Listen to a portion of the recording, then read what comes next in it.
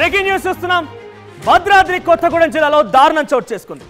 ఒక ప్రియురాల్ని సుమారుగా 20 ముక్కలుగా నరికి గోనె సంచిలో పెట్టి పొలం దగ్గర వదిలేశాడు ప్రియుడు. డీటెయిల్స్ లోకి వెళ్తే భద్రాద్రి కొత్తగూడెం జిల్లాకు సంబంధించినటువంటి ఒక మహిళ, ఒక అమ్మాయి పక్కన ఉన్నటువంటి కొంతమంది దంపతుల దగ్గర నుంచి తన ప్రియుడు చాలా పలుకుబడి కలిగిన వ్యక్తి, మీకు ఉద్యోగం ఇప్పిస్తాడంటూ 16 లక్షల రూపాయలు వసూలు చేసిందట.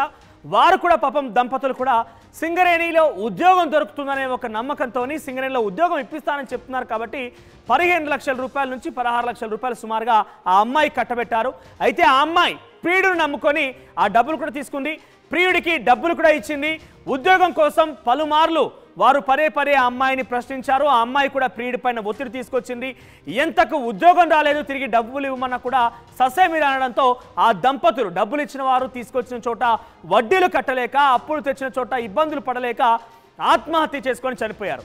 ఏకంగా ఆత్మహత్య తర్వాత ఈ అమ్మాయి ప్రియుడి పైన మరింతగా ఒత్తిడి తెచ్చింది. ఒత్తిడి తెచ్చడమే కాకుండా కొన్నిసార్లు గొడవ కూడా జరిగింది, వారి ఇద్దరి మధ్య ఘర్షణ కూడా జరిగింది.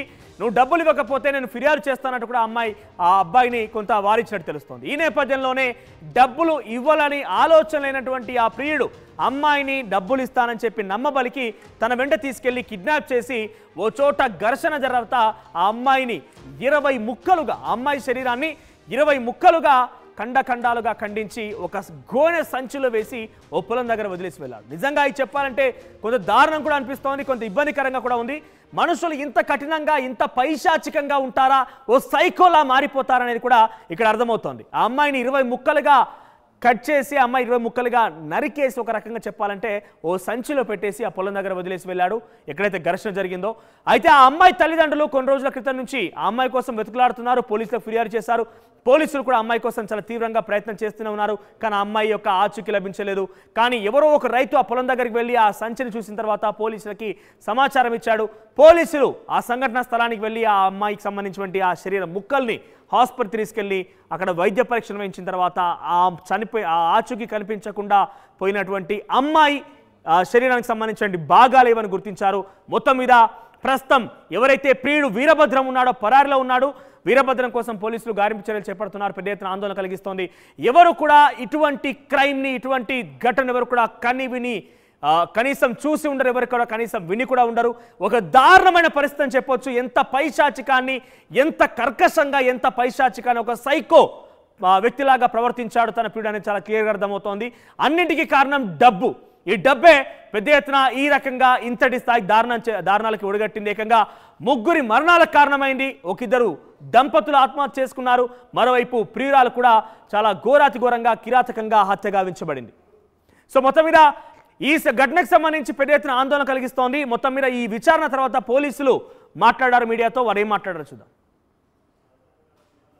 మాచినేపేట తండకు చెందినటువంటి భానోత్ భద్రము మరియు అతని తల్లి భానోత్ భద్రంకు ఇంతకుముందే పరిచయమైన వివాహిత, ఇంటిలో సహజీవనం చేస్తున్నటువంటి వివాహిత ఆమెను చంపాలనే ఉద్దేశంతో 9వ తారీఖు మధ్యాహ్నం సమయంలో హత్య చేసి డెడ్ బాడీని అతను ఎవరికి కనబడకుండా డెడ్ బాడీని అతనికి గల పత్తి చేనులో, మన మాచినేపేట తండ సమీపంలో గల రోడ్డుకు సమీపంలో గల అతని యొక్క పత్తి చేనులో బొంద తీసి, అంటే ఒక గుంటను తీసి వాళ్ళ అమ్మ సాయంతో తీసి దాన్ని పాతి పెట్టడం జరిగింది. ఇది మన ఫిర్యాదు మేరకు, అంటే మన మాచినేపేట తండ సెక్రటరీ ఫిర్యాదు మేరకు మనం కేసు రిజిస్టర్ చేసుకొని ఆ కేసులో భాగంగా పూడ్చిపెట్టబడినటువంటి సంబంధించింది కాబట్టి మేడం సమక్షంలో, మన తహసీల్దార్ జులూపాడు గారి సమక్షంలో ఇంక్వెస్ట్ నిర్వహించడం జరిగింది. తదుపరి విచారణ జరుగుతుంది. తర్వాత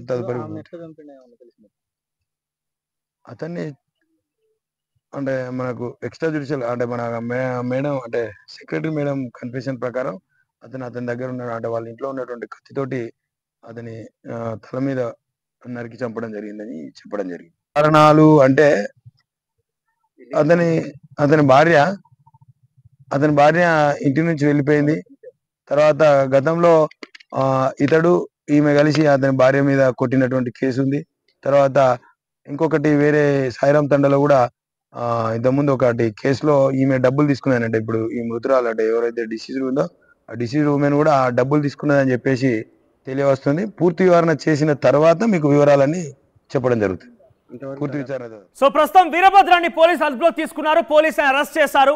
నిందితుడు వీరభద్రం పోలీసు అదుపులో ఉన్నారు. ఎంతటి పైశాచికాన్ని ఎంతటి కర్కశంగా వ్యవహరించడానికి చాలా క్లియర్గా అర్థమవుతోంది. పోలీసులు చెప్తున్న వివరాల ప్రకారంగా చూస్తే ఇప్పటికే ఈ వీరభద్రం అనే వ్యక్తికి వివాహం కూడా అయిందట. అయితే తన భార్యను కూడా కొన్ని సందర్భాల్లో వీళ్ళు దాడి చేసినట్టు కూడా ఏదో పోలీసులు చెప్తున్నారు.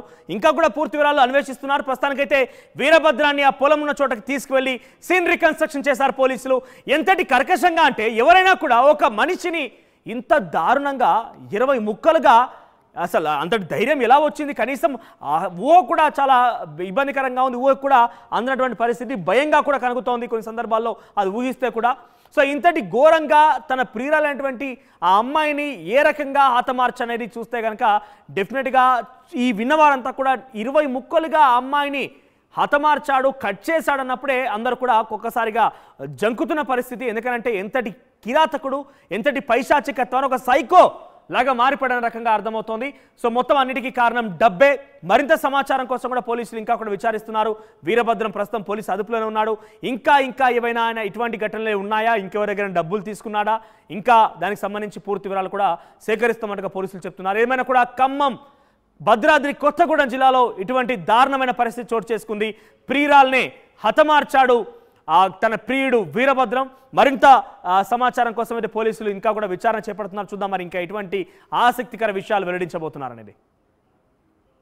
మాసిరిపేట తండకు చెందినటువంటి భానోత్ భద్రము మరియు అతని తల్లి భానోత్ భద్రంకు ఇంతకుముందే పరిచయమైన వివాహిత ఇంటిలో సహజీవనం చేస్తున్నటువంటి వివాహిత ఆమెను చంపాలనే ఉద్దేశంతో 9వ తారీఖు మధ్యాహ్నం సమయంలో హత్య చేసి డెడ్ బాడీని అతను ఎవరికి కనబడకుండా దాని డెడ్ బాడీని అతనికి గల పత్తి చేనులో మన మాసిరిపేట తండ సమీప